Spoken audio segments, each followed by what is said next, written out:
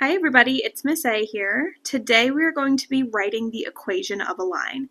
So all you're going to be given for a problem like this is just a picture of your graph right here. So we are going to use slope-intercept form that we've talked about before to be able to write this equation. So I've got two things highlighted here to talk about before we start. We need to remember that M stands for our slope, which before we used rise over run. That's going to help us when we get to our graph over here. And then our B is our y-intercept, and that's going to be our starting point. So that's where I'm going to go and look over at this line over here. We know that our y-intercept has to be touching this y-axis, the vertical line up and down the middle of this graph. So I can see right here that looks like it's at -3. I'm going to put a big dot right there, and that's going to help me. So I already know for my equation that I have part of it done. I have y equals, I'm still going to have to figure out that slope right there. I don't know that yet. I know my x comes next, and we just figured out our y-intercept is -3. So we're halfway done with our equation already. Now, to be able to find my slope and do rise over run, I need to have another point somewhere on this graph to look at, which we don't have dots drawn on this graph, and that happens sometimes, but we already drew one dot, and then we can pick one other dot anywhere on this graph to be able to count our rise over run.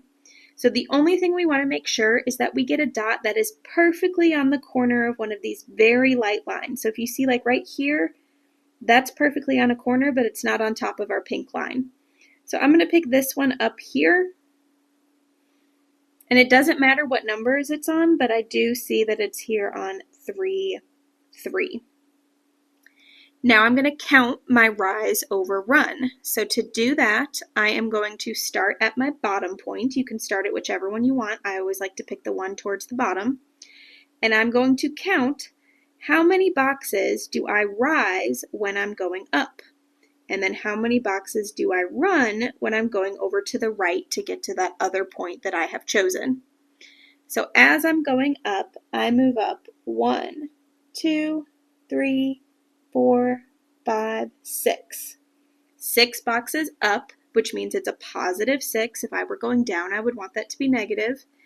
And then I go over 1, 2, 3.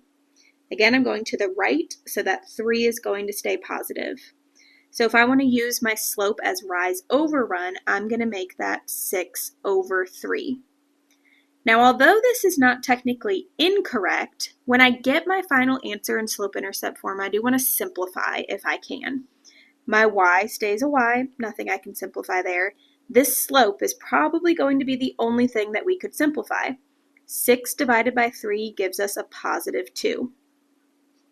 And everything else stays the same. This is my fully simplified slope-intercept form equation for this pink graph over here.